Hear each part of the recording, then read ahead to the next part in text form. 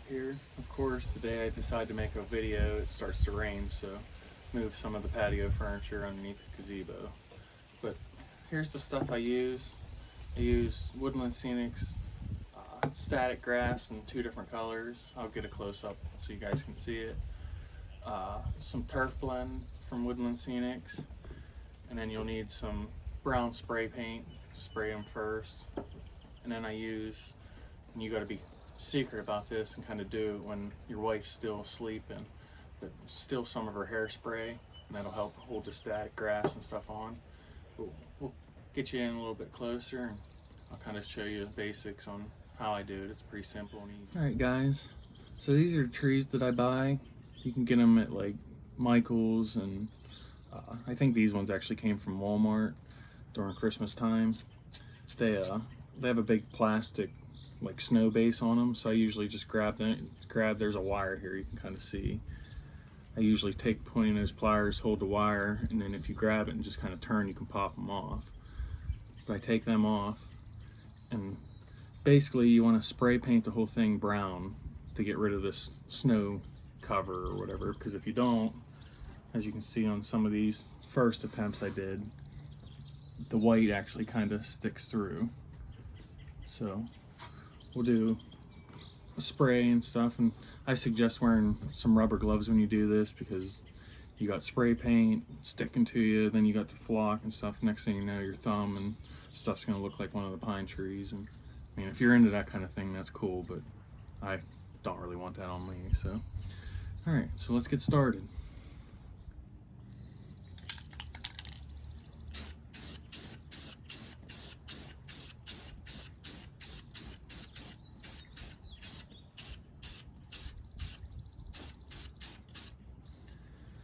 So we got it all sprayed, and all I'm doing is dropping the flock on.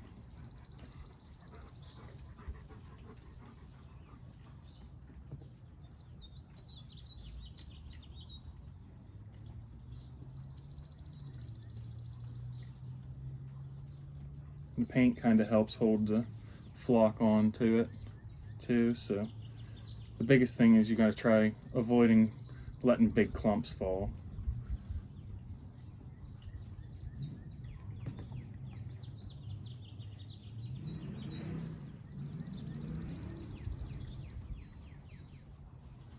And you kind of tap it, get the loose stuff off.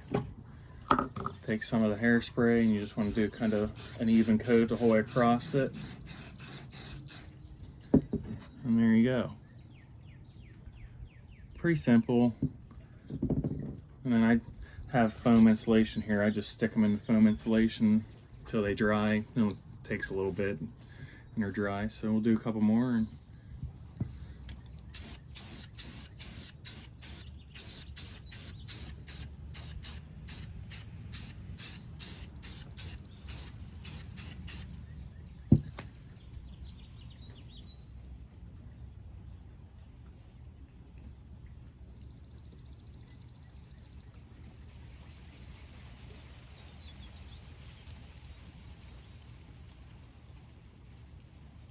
this is one with the blend turf from Woodland Scenics, just to give you guys an idea kind of the difference you can get between using different flock material, but it's basically the same scenario.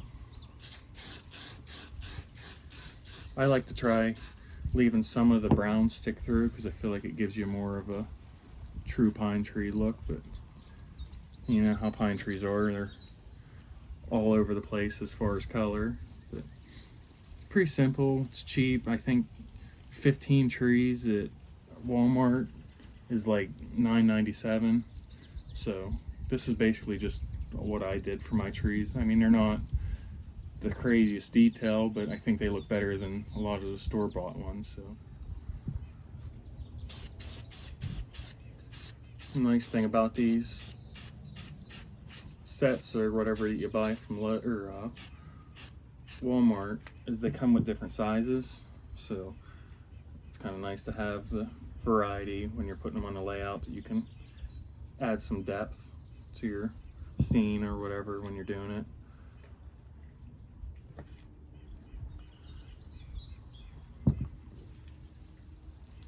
And like I said, the paint kind of acts as your glue for the most part, but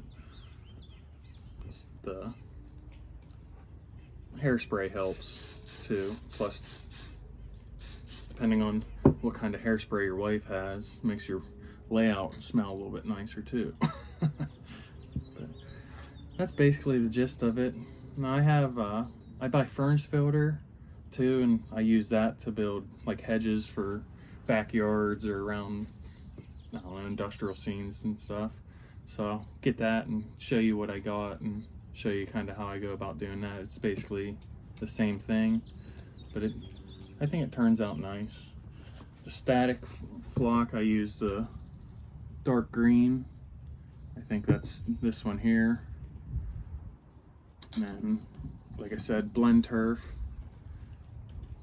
That was this one.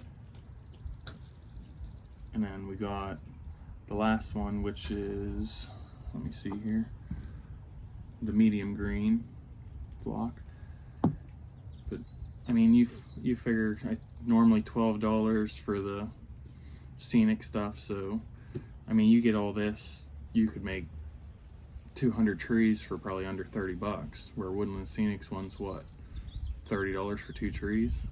So I don't know, I think it's worth it. And like I said, pine trees are good for throwing it around in the back of the scene or the layout and stuff, where you don't really have people tight up against and seeing. It's kind of a cheap way to get extra pine trees, and then you can spend a little bit more money on nicer pine trees to put in the front layout. All right, so for my hedges that I build, I go to Home Depot or Lowe's and buy this filters for furnaces. They come in 1 pack, so I think they're like 10 bucks, but you can kind of see they're pretty thick.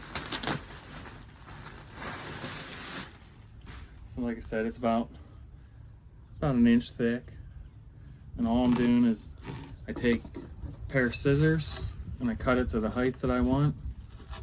It cuts real simple and easy. I mean, basically like a scrunch pad material is what it is. And what's cool about it is it has some flex to it, so if you're building hedges and want them to go like around the curve of your track, or you don't have to just have it in a straight line. I mean, you can see it basically flexes. So I cut it into my squares, and I'll kind of take my scissors, and I don't really want that 90-degree corner, so I kind of try beveling a little bit, try to make it give you that round feel, because it's very rare that you see hedges out and people have it 90 degrees. They usually got some kind of roundness before it gets to the top. So that's all I do is go down both sides.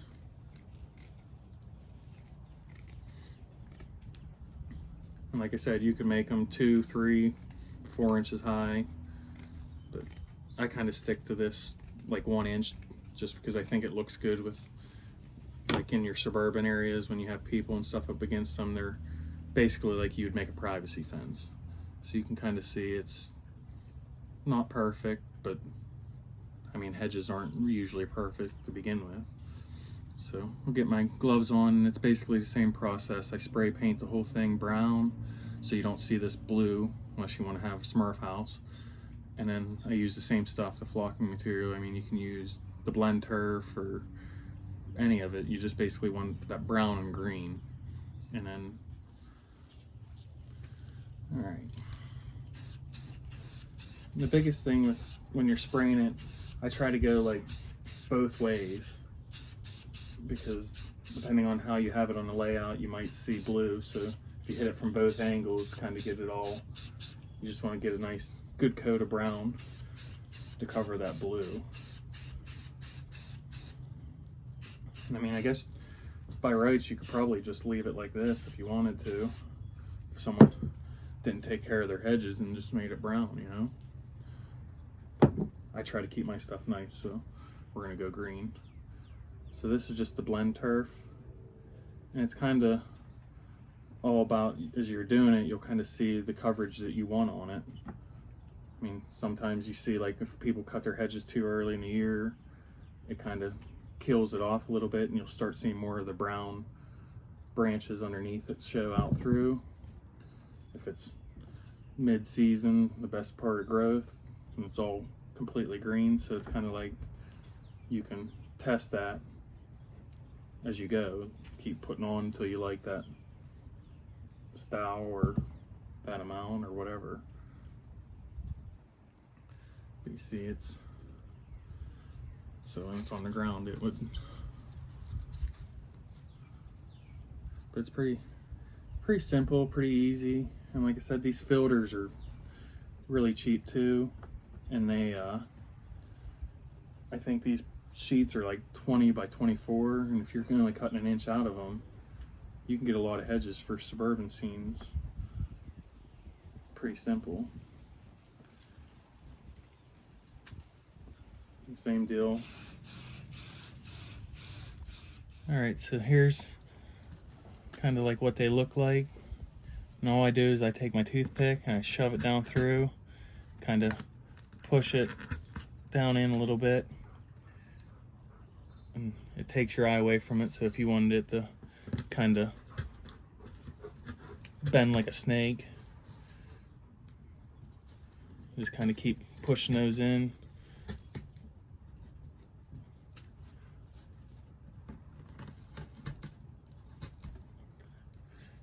And that's all there is to it. I mean, and what I found out is, or what I guess it's more my opinion, not really what I found out, because everybody likes things different. But for me, I think the blend turf actually works the best for, honestly, both. I mean, you can kind of see, like, this is the blend turf, where these here, the static grass, and I don't know, the blend turf, especially on the hedges, it just seems like it has like a yellow and green to it, so it kind of gives you that better color to it. And it lays on this because like for the hedges, this stuff has like, it's just like a whole bunch of little fiber twined together. So it kind of lets that still stick out. So it kind of makes it look more like branches underneath the green foliage, like hedges would. But, I don't know, it seems like this blend turf, plus it's a lot easier to put on. I mean, you can just take it and go like that. And it's basically, you want to go both directions if you can, kind of get it that it is sticking on every direction, because you don't really know, unless you're making one for a certain spot on your layout and you already know like which way it's going to be and how people are going to see it. It's kind of hard to prejudge that until you go to do it or go to put it on there, and then you see a big spot of brown sticking out, or maybe blue that you didn't get covered. But I try to do it as even as I can. Sometimes I'll leave a big spot of brown sticking out just to kind of show, like, maybe kids in the backyard were playing and smashed into some branches and killed that part of the hedge. So it turns brown for a little bit, so I kind of try to make it look as much as I can like a real hedge. But there you go. Like I said, this stuff, I mean, it looks pretty good when it's all fluffed in and stuff, and I like the fact that you can bend it around different things. And I got some paint and stuff on my wife's hairspray, so she's probably gonna know that I was doing that. Plus, kind of gives it away because my layout's upstairs, and we share it with her. It's like the whole upstairs of the house, so half of it's my layout and the other half's our bedroom. So she's probably gonna smell her hairspray, so I'm probably gonna get in trouble. Might not be able to do any more trees for a little bit, or who knows, I might not be allowed to buy train items for a little bit. But it was worth it if I can show you guys how I do it and stuff. But I appreciate you guys watching. I hope you enjoyed it. Like I said, this is my first tutorial type video, so wasn't really sure what to expect or how it would go, but hope you enjoyed it. And I really appreciate you watching. Please like and subscribe and stay tuned for some more. Catch you on the next one.